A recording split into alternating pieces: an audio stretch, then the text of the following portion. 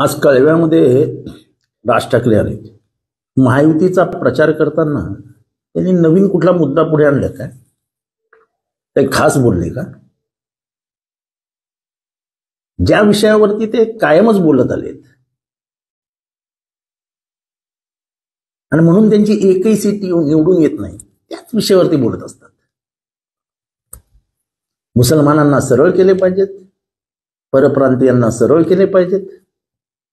म्हणजे माझं तर मत असं झालंय की त्यांना कोणीतरी सुपारी दिली आहे का, या शिवसेनेच्या दोन्ही जागा पडतील असं बघ रे. काय लावले हे हिंदू मुसलमान, हे परप्रांतीय विरुद्ध मराठी, ही भांडणच करत बसायची का महाराष्ट्रात?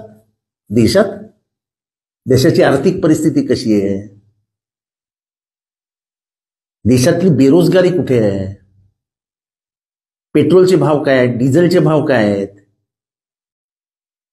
आंतरराष्ट्रीय जगामध्ये भारताचा निर्देशांक कुठे कुठे कुठे कुठे कसा गेला आहे? भुकेत आपण कुठे आहोत? श्रीमंतीत आपण कुठे आहोत? श्रीमंत कोण झालेत? गरीब कोण झालेत? गरिबांच्या हातात भारतातली किती संपत्ती आहे आणि किती लोकांच्या हातात भारतातली प्रमुख संपत्ती आहे? त्याच्यावर कधी बोलणार? शेती, उद्योग ह्याच्यावर कधी बोलणार? का फक्त मुसलमान परप्रांतीय, मुसलमान परप्रांतीय, बाकी काहीच मुद्दे नाहीत? मराठी पोरांना नोकऱ्या मिळत नाहीत, त्याच्यावरती बोलाल? मुंबईतनं केंद्र सरकारचे अनेक मुख्य कार्यालय हे दिल्लीला हलवलेत, त्याच्याबद्दल बोलाल?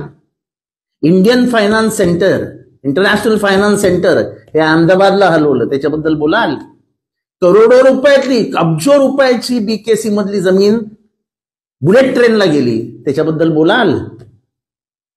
इलेक्टोरल बॉन्ड्स मध्ये झालेला भ्रष्टाचार जो आंतरराष्ट्रीय स्कॅम आहे, त्याच्याबद्दल बोलाल? राज ठाकरे साहेब, तुमच्या इथं बोलण्याला मर्यादा आहेत. तुमचा किती अभ्यास आहे याची काही मला कल्पना नाहीये, पण फक्त दोनच विषय घेऊन तुम्ही अनेक वर्ष महाराष्ट्रात राजकारण करतायत आणि दोनच विषय घेऊन तुम्ही कुठेही जाऊ शकत नाही. तुमचा राजकारणाचा शेवटच दिसतोय. आग लावण्याची कामं बंद करा.